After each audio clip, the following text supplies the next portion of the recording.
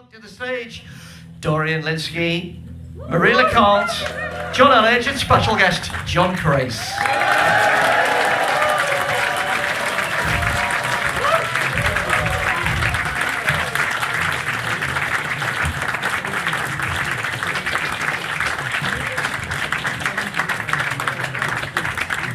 Stools.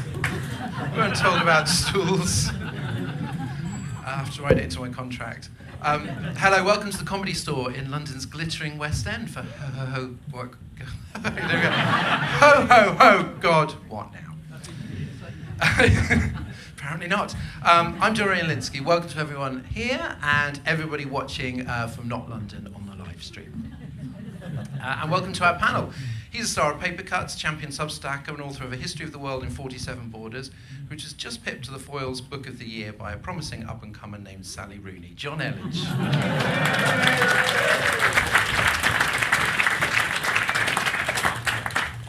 She's a freelance writer and broadcaster for everyone from Vogue to Vice. She writes for the New European, and she literally is a New European. It's Marie Conte.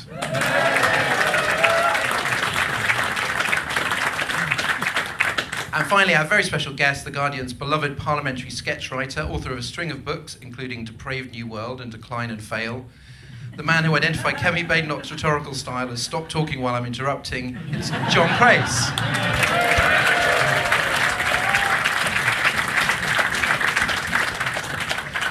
And obviously there's two Johns, so I may have to call John, because of the double N. Other John, because of the H, and then Marie, Jean. In tonight's special end of the year show, the elections of 2024, it's been a record year for elections around the world and a rough one for incumbents. In Syria, for example, President Assad romped home in 2021 with an entirely legitimate 95% of the vote. But this year, he was removed by a uniform swing to the rebels from Aleppo to Damascus. It's a volatile electorate.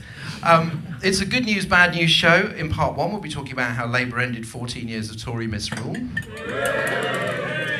Then in part two, we'll ask what the hell is going on in America and France. That's the spirit. And we'll be playing a few festive party games along the way, and ending by taking some questions from the audience. Let's begin by revisiting the scene of a great victory that seemed so unlikely back in December 2019, when we had a very different kind of Christmas show. Labour's majority was so huge, the Tories' defeat so total, that the events of the campaign now seem like distant transmissions from the before times. But we're going to revisit them and see what we can learn from them, the greatest misses of the campaign. Marie, it started well with Sunak in the pouring rain outside Downing Street. Now, he had told ministers to prepare for an autumn election, and some people were like, well, you know, things could have picked up. Do you think things would have picked up? I'll actually start by saying two things instead. The first thing is I'm definitely going to slide off this chair at some point. I just need everyone to be aware of the fact that this is very slippery. My boots are slippery and my trousers somehow slippery as well. But I've not actually drunk that much yet. No, the second thing is actually, and I don't think I mentioned it on the podcast at the time, but I had the worst flashback when I watched Rishi Sunak make that speech in front of Downing Street in the pouring rain, because I once, as a baby political reporter, I was given the really boring job of standing outside the Tory black and white bull. And essentially, what you have to do is try and convince one of the people coming out is to give you the list of the lots and stuff so you can write about it. And horrible night. It was raining, like pouring down with rain the entire evening. We're just outside of their umbrellas. And then people you did have an umbrella, though. So I actually, know, if I'm being entirely honest, I brought a bottle of wine, but I did not bring an umbrella,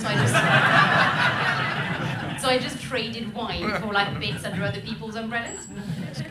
But eventually, and that no one would talk to me, no one would, interact with me in any way. And there's a point at which I went, you know what? I'm just going to get rid of the umbrella. Like, I'm just going to let myself get so soaked that people are going to feel so sorry for me. I'm going to look so pathetic that surely someone will take pity on me. They did not. And yeah, watching Rishi doing that, I have literally been exactly there. I feel you. Did anyone take pity on Rishi Sunak? Did the timing make a significant difference? I'm not convinced, because I think, lots of people have made the point that even just the weather has been so horrible recently, which I know sounds silly, but if you're trying to convince people who already don't really like you to go knock on doors for you, they're probably not going to do it. So I think there's that. There's the fact that Labour would have continued, spending weeks and months calling Rishi a lame duck and, calling him a coward for not calling the election. It's not clear that the economy would have recovered. It's not clear that anything meaningful would have happened. The prison crisis stuff really blew up weeks into Labour's government. That would have blown up again under Rishi Sunak otherwise. So, no, I don't really see what else could have gone better in that time for Sunak. So, yeah, no, it was always going to be planned. So. In all the we've like Doctor Strange, we've gone through all the possible timelines, and Rishi Sunak always loses. John, Where's John? I explained the rules. John. Corbyn, 24th of May, Corbyn announces he will run as an independent in Islington North. He goes on to win. Is it quite sort of handy for Starmer? Obviously, he didn't want him to win, but that he's sort of outside the tent pissing in. I mean, I guess it depends on whether you think the point of being the leader of a political party is to get as many votes as you can, or to tell the voters you don't like to go away. And I do worry slightly that the strategy of the team around Starmer is very much leading towards the latter, which is not a problem now. It wasn't a problem this year. They won loads of seats. I do worry that might plausibly come back to bite them somewhere down the line when things are not looking so good, and there are a chunk of left-wing voters who feel like they've been told to bugger off and vote for someone else. Because there is someone else out there, like. Jeremy Corbyn is working with these other independents, obviously, but also, like, the Greens are kind of a thing now in a way they weren't a couple of election cycles ago. Sorry, this is not the cheery answer anyone was looking for. It's fine, no, it's good. Truth. We need the truth. I think 2026 at the latest, we're going to see a previously safe Labour council falling to the Greens, and then everyone will be in open panic. So I do worry that maybe there are potentially downsides to the whole pissing outside the tent strategy. John. 25th of May, Sunak says the Tories are bringing compulsory national service for every 18-year-old. Is this the only policy anyone remembers? Like, how many can you add to that? It was a really good policy. I was convinced. I almost voted for him on the back of that. It went very well with his policy of leaving the D-Day veterans on the beach as well. Because, frankly, what had they ever done for us? But this is it. But it's young soldiers good, old soldiers bad. Yeah, they're past their sell-by date. Yeah. I mean, we just, it's the veterans again. Oh, yes. And it was just time to get them in. But, the thing, I did actually feel a bit sorry for Rishi. Which will come on, may sound implausible, but especially as I knew that he didn't like me. And so it had sort of become personal because he banned me from one of his leaders' speeches at the Tory party conference. Ooh. And I had to point out to the Tory press office, you do know that it's televised and that I will be able to watch it anyway. And I will be writing about it, so you may as well let me in. So they sort of let me in the end. But the thing I remember most about this sort of election was just how alone Rishi was.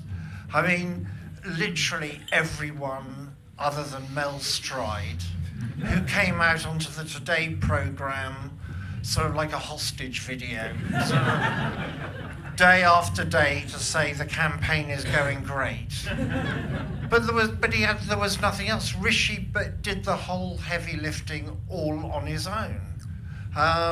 Jeremy Hunt retreated back to Surrey to try and hold on to his seat, and that was literally some of his ambition. I thought Rishi knew he'd lost. So why not national service? Well, go for it. It was probably Oliver Dowden's idea anyway. It was Oliver Dowden's idea to have the election. Message to self, never listen to Oliver. Marie, 28th of May, Ed Davey does his first notable stunt, falling off a paddleboard in Windermere, to highlight the sewage crisis, although I'd forgotten that bit. What was your favourite stunt, or what did you make of his sort of fun-loving persona?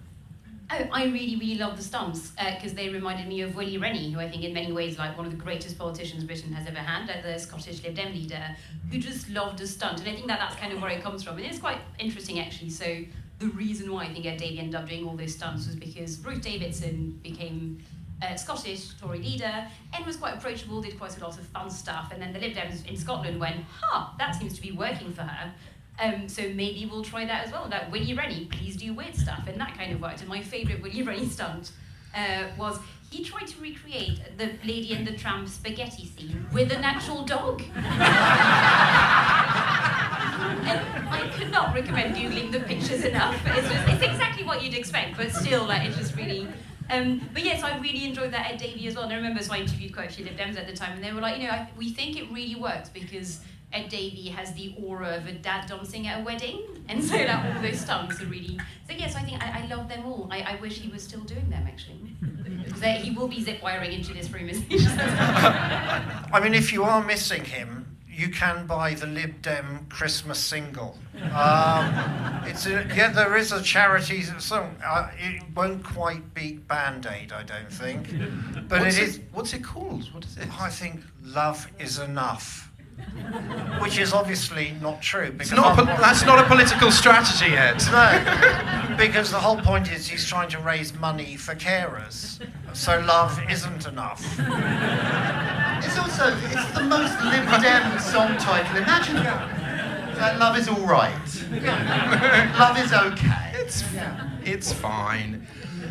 John, 3rd of June, Nigel Farage announces that he's taking over as leader of Reform UK and standing in Clacton, and he wins. I mean, if you really want to avoid him, just go to Clacton.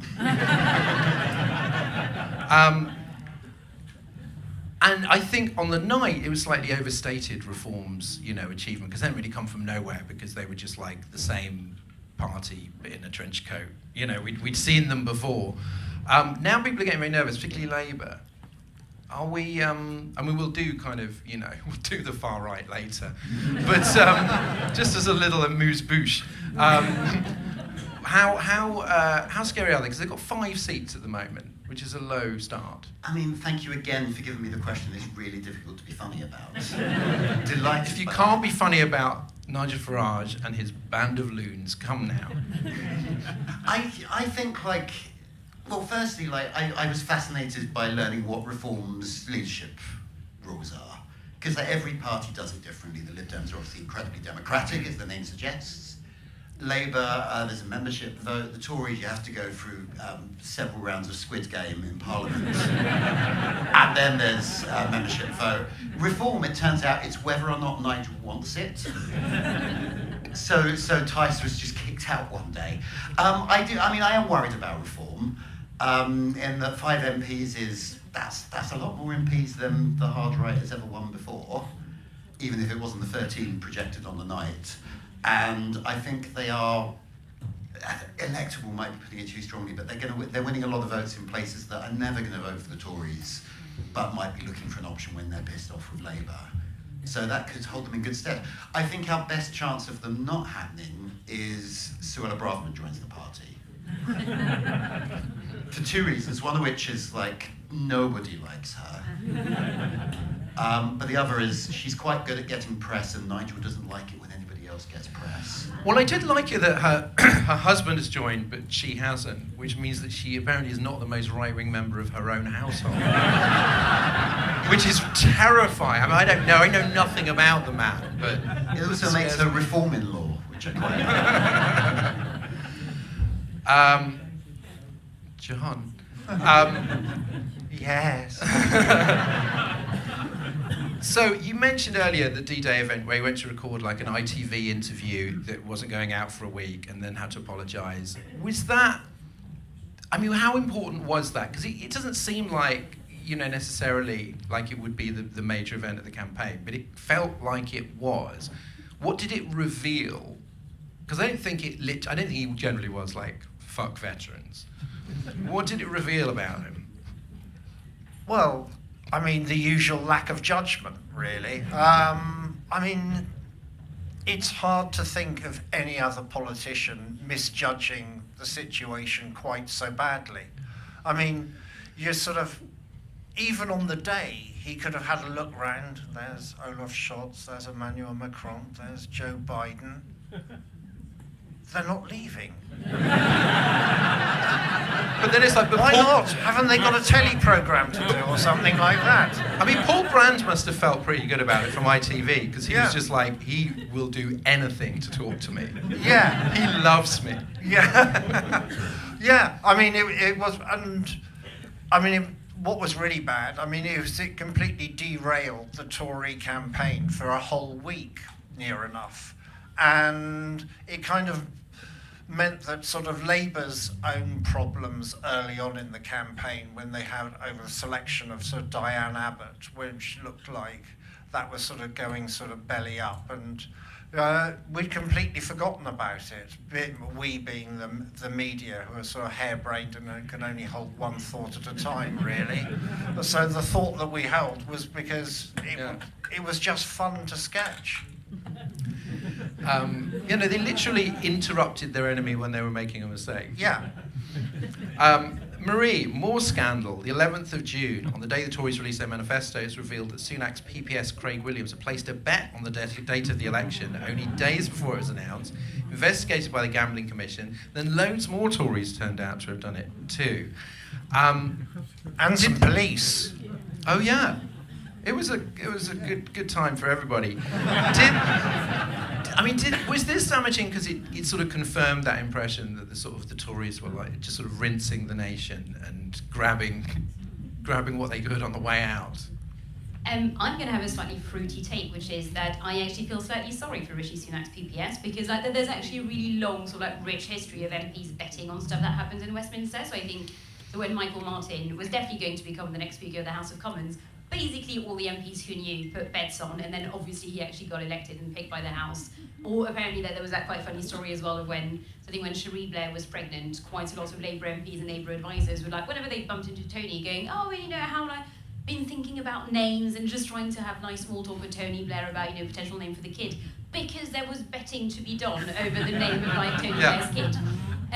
So I do feel quite bad that came out at exactly the point at which the Tory party, I think, had this reputation, especially post-pandemic, for just, taking everything and kind of, believing that the rules didn't apply to them, etc. They're only in it for themselves, blah, blah, blah. And I think that narrative completely damned them, even though, again, A, it's not a massive, massive story, and B, again, it's something that's actually, that used to be very common in Westminster. So that turns out just, I think, morals or codes of ethics, etc., can change like the wind, which is really interesting. But this keeps happening all the time, because it happened with the freebie scandal with Labour, that people were angry, and then they just went, people do this all the time, it's fine. And then it turns out that people do this all the time does not make it fine, suddenly. Wasn't it? So I think I'm going to actually quote him annoyingly. It's a friend of mine I hate. I hate it when friends are clever. But no, Duncan Robinson in The Economist, who said that British political scandals are not made, they're discovered, which I thought was very good, because that always, and the expensive scandal as well was exactly the same, of people going, were we not meant to do that? And I think betting, gambling, etc., all of that is all the same. Okay, John, 2nd of July, getting close to the other D-Day. Boris Johnson makes his only appearance of the campaign at a party rally in Chelsea. And he accuses Starmer of trying to usher in the most left-wing Labour government since the war. Says Labour would increase taxes and would fail to stand up to Vladimir Putin. Now this man was a... the level of hatred you get into that is quite incredible. He was like electoral dynamite. He was political Heineken, all that. He was meant to be like just a kind of a genius for his times. And then he sort of pops up once, does a little bit of scaremongering, then goes off to write his book, which I hope you've all read, and awful columns for the Mail. So what? Because he still thinks that he's brilliant and he could come back. But how has he fared this year? So this is one of the great things about being a coward and not wanting to run in any of the elections he thinks he's going to lose. It does mean he kind of never has to sort of face this narrative that maybe he can lose. I mean, I do think there is something interesting around the way the extent to which we hate our political leaders in this country is often in direct proportion to the extent to which we love them a few years earlier. So, like, it's always the very popular prime ministers are the ones that end up massively hated. Like, Tony Blair was insanely popular in the mid-1990s. He had approval ratings of like 70, 80% or something crazy. And then, you know, now he's completely and utterly toxic. Theresa May managed to run between those two numbers in the space of about 6 weeks in the spring of 2017. I suppose Liz Truss, as in so many ways, is the outlier. Yeah. But this is exceptionally good news for Keir Starmer, though, isn't it? Yeah, I mean, no one's ever had a strong opinion about Keir Starmer, have they? It'd be like having a strong opinion about Magnolia Paint. I remember as a columnist on the left just railing about Starmer fanatics, and it was like, where are they? I haven't met any of them. Pat Like, McFadden. It's Pat McFadden. no, if it's just Pat McFadden. Can I? You mentioned that sort of appearance of Boris Johnson. Can I just kind of fill in, because I was actually there, and it was one of the weirdest political nights of my life, because it was in the National Army Museum down in Chelsea, and they were down in the sort of bottom floor, and they just sort of rigged up this little stage, and above it there was a sort of helicopter hanging from the ceiling, and it had real vibes of Last Man Out of Saigon. And you kind of think, who is organising this stuff? And also the sort of body language between Rishi Sunak and Boris Johnson. I mean, it was the only time Boris intervened in the entire election, and they did not look at each other for the whole... I mean, literally, Boris came on, did his bit, and rushed away. There was no contact. He could not have said, I want this man to lose more, if he had tried. To be fair, he did go all the way to Chelsea. Yeah. Fair enough, yeah. So then we get to before we get to the election, actually, we've mostly talked about Tory blunders, apart from the Diane Abbott situation. John, did Labour do anything... Did Labour do anything remarkable during the campaign? Like, is there something that's sort of in your memory? You go, oh, there was that speech, that policy. Anyone? I'll throw this open to anyone. No, you didn't ask me, so I'm not going to answer. No, I think, you know, Keir's whole approach was to say as little as possible. I mean, he recognised he was sort of way ahead in the polls, and it was very much what became known in sort of Westminster as the Ming Vase strategy. Just don't drop anything. Don't make yourself look, half-wit. It kind of paid off, really, because, and it's the only election I've sketched where I had no doubt about the result from the moment it was called.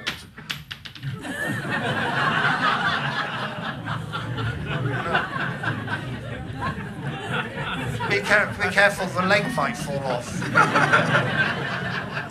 Are you shedding metal? Did your fingers just shrink or something? Yeah. It looked like that guy was proposing.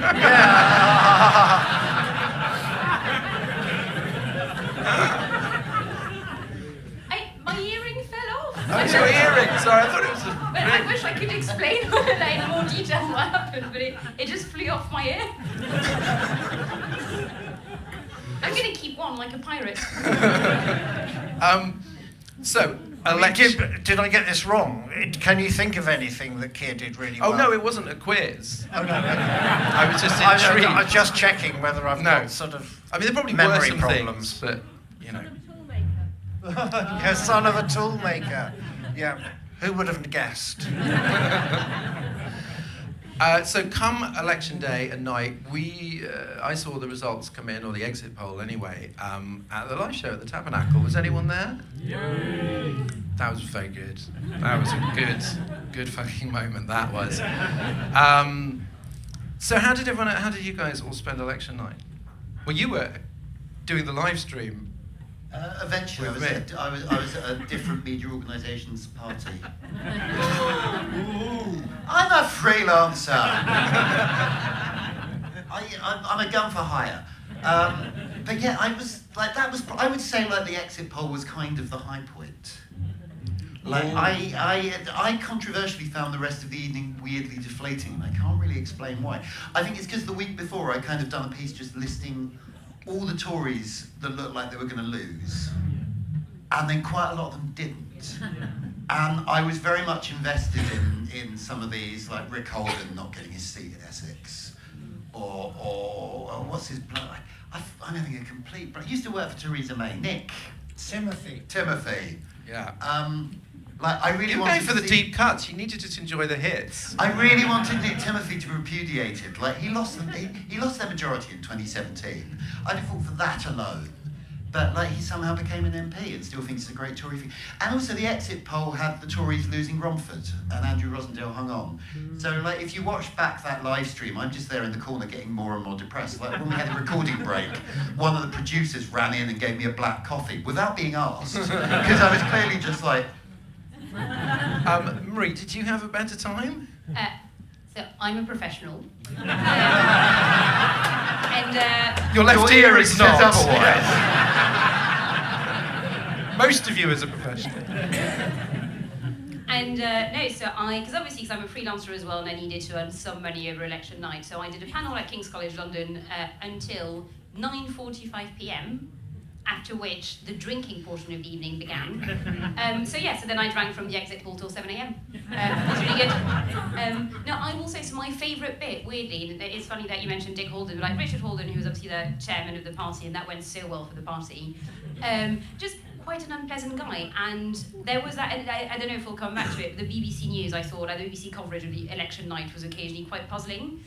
But one puzzling thing I did really enjoy was what I call the Richard Holden sat cam, where generally for 3 to 4 hours we weren't sure if he was going to win in Essex or not. Like they just kept cutting for no obvious reason to just like a shot of Richard Holden by himself in a sports centre in Essex, looking a bit sad. And it was only, but they do 20 seconds of that like every half hour for 4 hours, and it was the weirdest like editorial decision. But that's what you want. I don't want to see Laura Kuenssberg or whoever talking to, some George Osborne or something and getting his opinion. What I want to see is sad Tories in sports centres. Like that's like just as if you go and see a Marvel movie, you want some kind of aerial battle and some explosions and stuff. And that is the sad Tories in sports centres. That's the juice.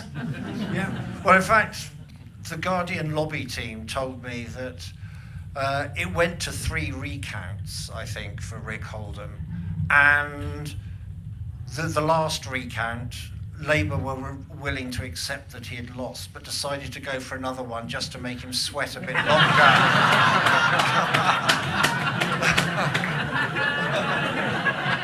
See, that could have completely altered your evening, John, if you had known that was going on.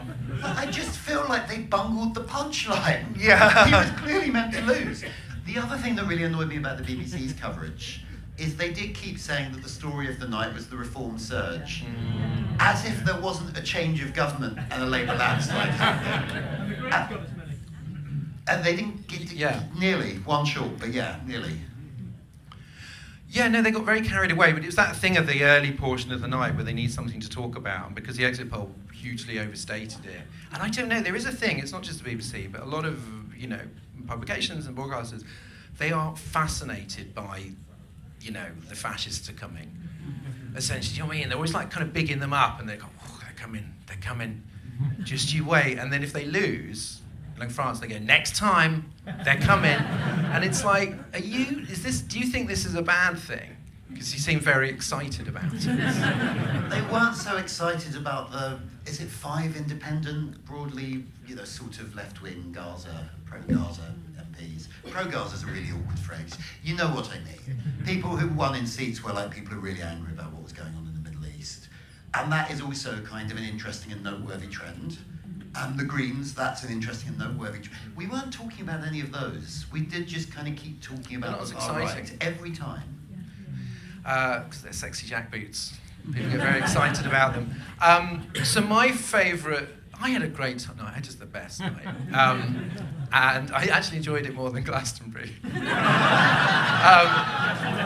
I stayed up later as well. Because there was a definite thing at the party I was at that everyone had either gone or fallen asleep.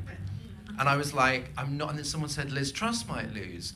And I was like, well, I can't go. And also at that point, particularly I'm a little older, the difference between going to bed at 5 or going to bed at 7 is really just negligible. Do you know what I mean? You've blown it. And so just waiting for that and waiting for the biggest swing, was it the biggest swing ever? She lost a majority of like 24,000, and she didn't take it well. And, there'd been other things before, like, Mog and Chaps and Hands and all that lot, but that was because of the timing, because it was like they made you wait. It was like for the hardcore, this is the treat, this is the climax. I was the same as you. I was about to go to bed, and then it started looking like she was going to lose. And I went from the party I was at to my house in the cab, glued to my phone, and then was in bed. I was so tired as well, and I was just in bed with the laptop. And the second we were absolutely certain she'd lost, I closed the laptop and went to bed. It was a beautiful moment. As you can tell, she's done a lot of soul searching since then and learning from her mistakes. My favourite thing, on a personal note about Liz Truss, is that she used to follow me on Twitter, which I was always a bit puzzled by. And then, literally, I think the week she left Downing Street, she unfollowed me. And it was just like, oh, did you think I would help you with your job as Prime Minister? That was done. It was such a... One of her many miscalculations. Can I just share my Liz Truss moments, if you got time? It was the day of her leadership launch, back in the summer of 2022, and it was a packed room in the first floor of a venture capitalist headquarters in Westminster, and all the Tories were there hoping for a job because she was the red hot favourite. Kwasi Kwarteng comes on and says, I give you our next Prime Minister. And nothing happens. She doesn't appear. So he says it again. I give you the next Prime Minister. And then there's a little rattle because she couldn't open the door.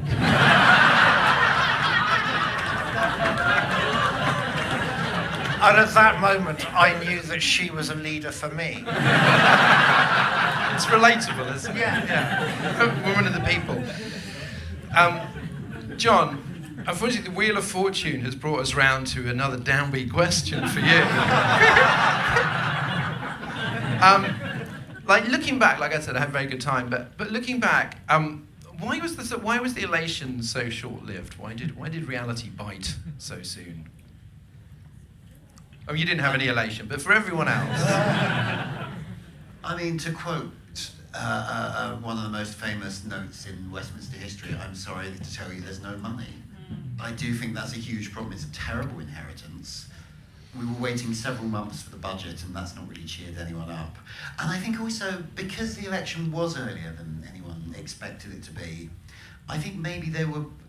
Maybe this is rose-tinted glasses and they wouldn't have been any more prepared in the autumn, but I think they were slightly caught on the hop by it. And there are a lot of things they kind of haven't worked out strategy on, that they got into office and then had to deliver the non-existent strategy. And it's just like, everything's broken. The economy hasn't really grown for 15 years. Britain doesn't have the place in the world it used to have. We don't know how to make money from anything but making old people walk around and around their gardens or OnlyFans. Everything's fucked, Dorian. What do you want me to say? You see kind of a bit of a spark on Happy Christmas! I just worry, though, that... Yes, thank you! My one supporter. Lenny Bruce over here. The politics is really, particularly right now, is really hard, and I worry that, unfortunately, that's not what people want to hear. So Starmer just keeps campaign and goes, this is really hard, and it's going to take a long time because everything is fucked, as my friend Jonn Elledge said. And then meanwhile, you've got Nigel Farage going, no, it's not, it's easy. And a lot of people will go for the easy. Not to say that, I think Nigel Farage will be the next Prime Minister or whatever, but it's a more tempting thing than basically the kind of the disappointed headmaster kind of, this is going to be a tough one, guys. Also, I mean, that is what populism is, isn't it? I mean, Starmer does keep saying this is the politics of easy answers, which is actually quite a sort of nifty soundbite, but because it's Keir Starmer, absolutely nobody has latched onto it. But like, I don't think it's that, it's really hard to defeat. Like, even if, God help us, Nigel Farage did become Prime Minister, and it turned out there are no easy answers, the genie is out the bottle. Someone else would pop up and go, so why is he making it so complicated? It's easy, and this is what we learned during Brexit. Like, every time someone got to the coalface and was like, actually, guys, this is a little bit harder than we thought it was, they'd be thrown out, and we get someone else in who was willing to tell the same voters, no, it's easy, it's still easy. And I don't really think anyone's got an idea of how we fix that. Marie, have the Tories learnt one single thing? Like, where's the agonised autopsy? We'll talk about the Americans later. Immediately the day after the election, all these Democrats are just going, we're awful. We just have to burn ourselves down and maybe something decent will rise in the ashes. And the Tories just seem to sort of go, and just sort of like striding on. Oh yeah, no, I went to, this is quite fun because it feels like I'm bullshitting for comedy's sake, but I went to conference season earlier this year.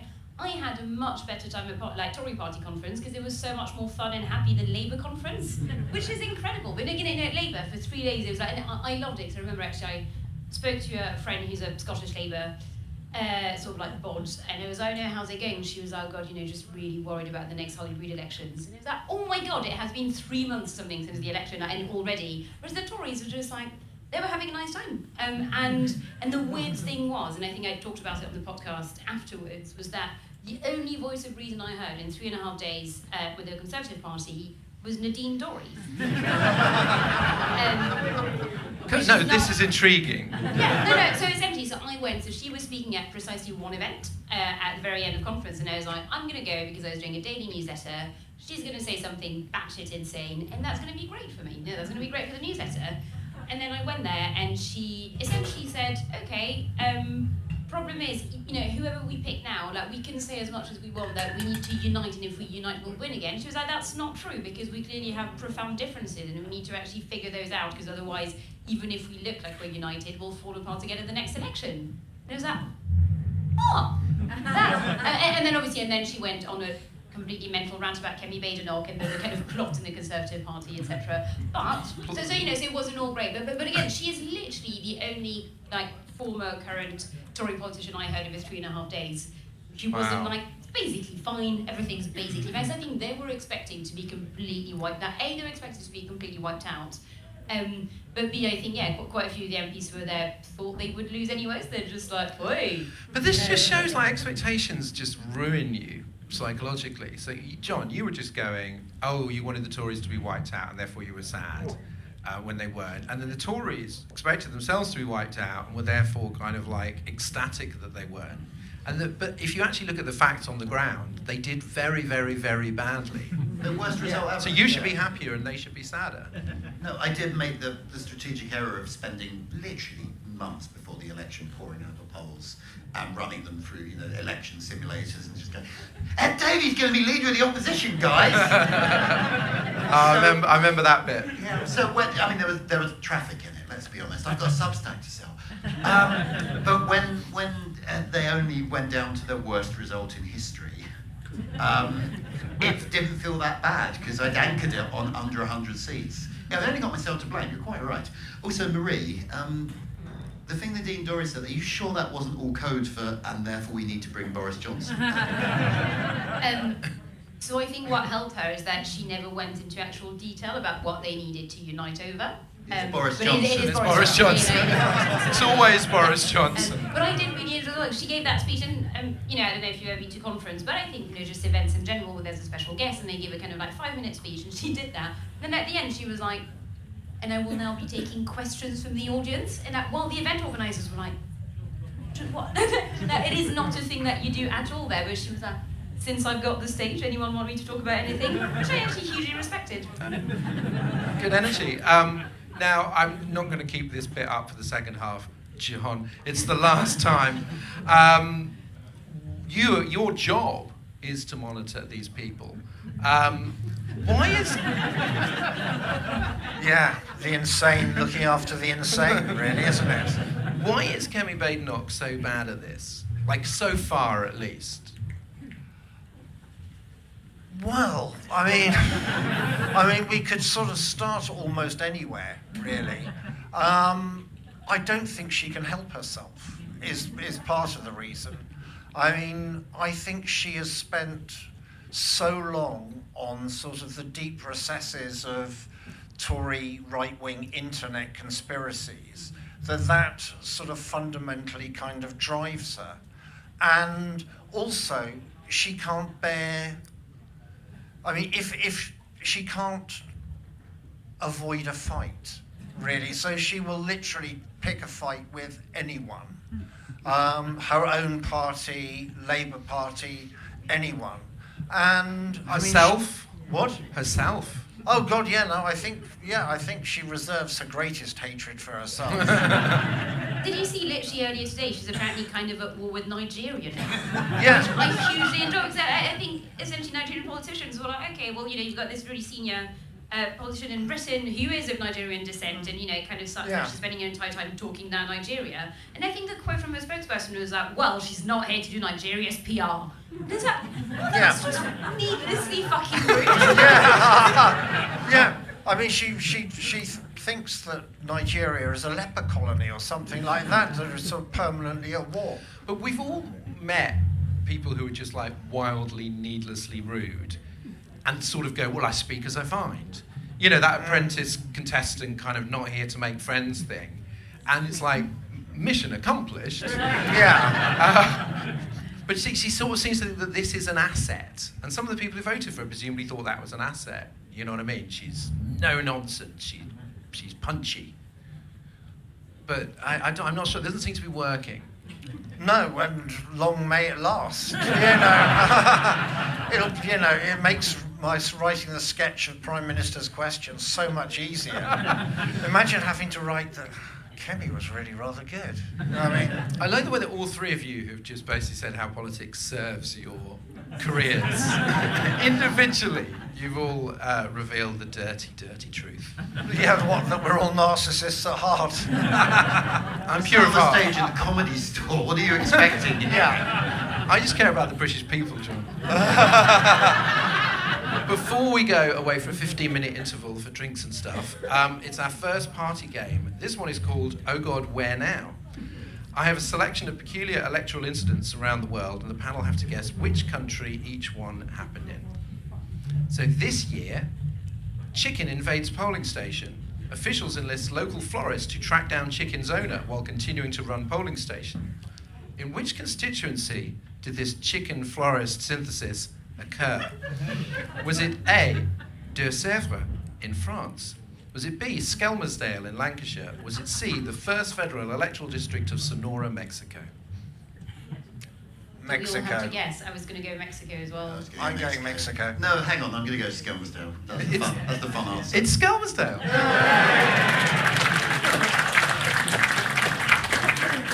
In this American state, the law states that in the event of a tie in a presidential election, the winner is decided by a game of chance, such as a single hand of poker. Is it A, New Mexico, B, Texas, or C, Louisiana? That feels Louisiana to me. Texas. I'm going Texas. Well, I'm going to go New Mexico. Then one of us will be right. It's New Mexico. Yay! By the way, producer Angie wrote these questions, and I hope he didn't get them from ChatGPT, because I'm just like, this doesn't sound real. If not, blame AI. This year, bride-to-be accidentally drops an engagement ring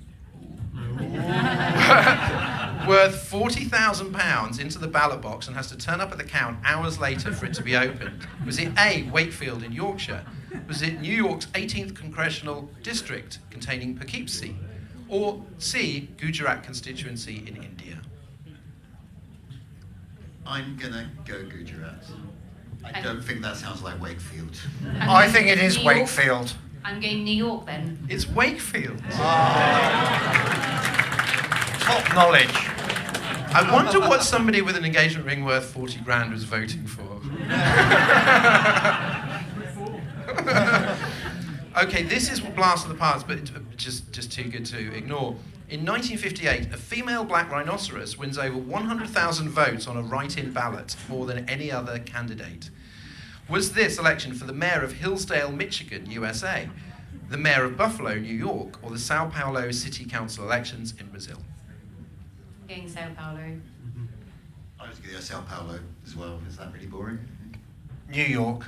Sao Paulo. Oh. 1 point. Where in America did a Senate candidate campaign under the slogan, "I'm not a witch"?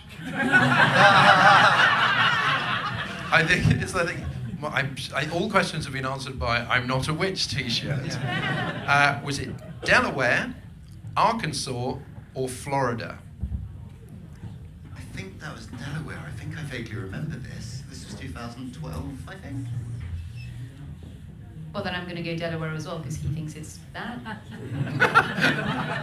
Yeah, if somebody actually knows the answer, it kind of, Well, now I'm always it kind of gonna be rather wrong. spoils the game, but I'm going to go Delaware too then. I was hoping you'd all fall for Florida because it's that kind of a place, but no.